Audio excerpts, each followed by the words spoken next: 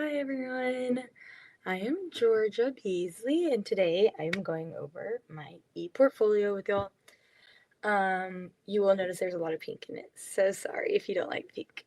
Um, so first, when you first get on here, it's my name, and then a little picture of me, my teaching philosophy, which just goes over how I feel a classroom should be, how I feel students should be treated, why I wanted to start teaching, all of that little fun stuff. Um, right under that is just the all about me section. It just talks about where I grew up, where I went to school, little things I used to do in school, and then what I do in my free time now. And then there's just little pictures of my family, my dogs, everything else, just to help people connect to me a little bit more. Then on the next tab, you have assessments. So when doing this, I kind of was in the mindset of a kindergarten classroom and teacher. So that's where we're at with this one. I just felt like that was needed to be known. The pre-assessments online, I feel like pre-assessments are kind of just a review for students to see where they're review for students, but to see for the teachers to see where students are at. So in my mind of thinking kindergarten classroom and online, I put Kahoot and Blooket just because one, they're meant to be review games. Two, they're fun for students. And three, it really does allow teachers to see where students are at. Um, Next, I have my formative assessments. I put Nearpod on here. I really like Nearpod because it allows students to or allows you as a teacher to pace your students and let them do it by themselves, or it lets you as a teacher do it with your students and make sure like students can't go ahead, they can't go behind, stuff like that. Um, but I also feel like it's a really good, easy way to go through an assignment, go through a lesson with students all on one website. And at the very end, you're able to see very quickly. Nearpod gives you back their answers like that as soon as they click submit. And you're able to see where students are at. And a formative assessment is supposed to be okay, students are getting what I'm teaching them, or students are not getting what I'm teaching them. And I need to reteach it or figure out a new way to teach it. So Nearpod's a really good way to show you that, and it's quick and easy. A summative assessment, there are just so many different ways I feel like teachers can give these. I personally would rather do projects or videos. Maybe have students make a video over the topic, have students make a presentation over the topic. Um, I don't know, I feel like it allows students to show their creativity.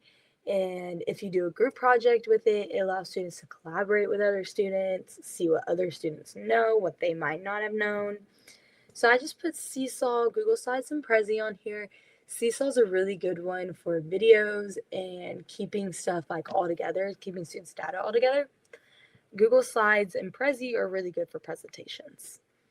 Then we have technology, all the text to speech apps and websites. I did separate them from free to subscription ones or just ones that you had to try to buy. The free ones are really nice. I really do like them. They work just how they should. Um, One thing that I really liked about the ones that you had to pay for is Speechify had like 5 million different types of reader voices, which were ranges from celebrities to fictional characters to all different types of stuff. So I thought that was really interesting, especially for students. Also, the text to speech websites and apps are just very useful for students in classrooms, especially students with learning disabilities. Um, it helps them just be able to comprehend the material that's being given to them while someone else is reading it to them. And then on the next little tab, we have classroom management. Once again, I'm thinking in the ideas in mind of a kindergarten teacher.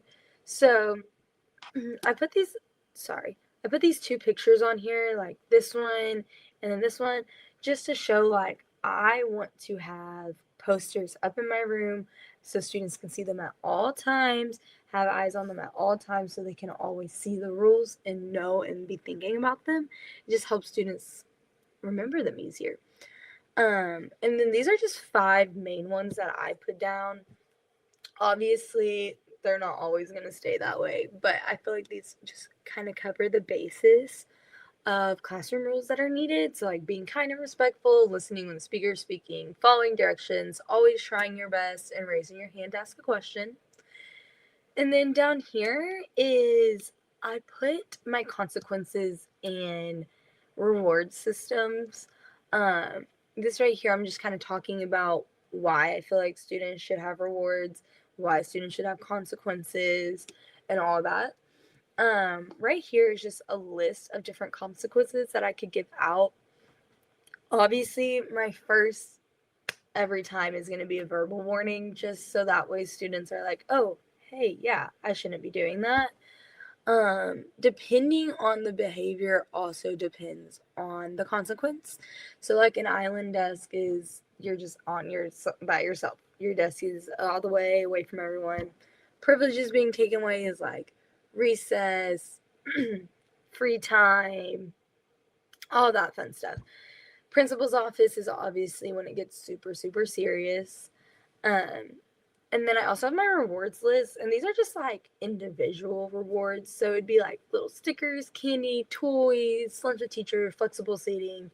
But I would also have a whole classroom reward system going on too. With the individual ones, I really am liking the idea of using a punch card. And so every time they do something good, they get a punch. And then once they fill up that punch card, they can pick from the rewards list. Um, yeah, I feel like this one right here is just like I put these little pictures to give ideas, and so you're not just looking at a list of stuff. And then I added this as well. It's the websites for my classroom. So right here I just talk about why technology is important in the classroom and why it benefits students. Right here is going to be all these educational types of games, so more games in education. And then right here is going to be more like educational websites that we use to do assignments and all that fun stuff. And then I have websites for teachers as well. So like Class Dojo to help with rewards, communicating with parents. Remind is another way to communicate with parents. Google Teaching, Canva, Teach Educate Teachers, all are really good websites to help teachers as well. Let me make sure I'm still doing good on time. Okay. So this is my portfolio. I really liked all of these websites that I put on here. I did not hold back when researching them. They are really good games, really good websites for students and teachers. Um, so yeah, thank you guys so much, and I hope y'all have a great summer.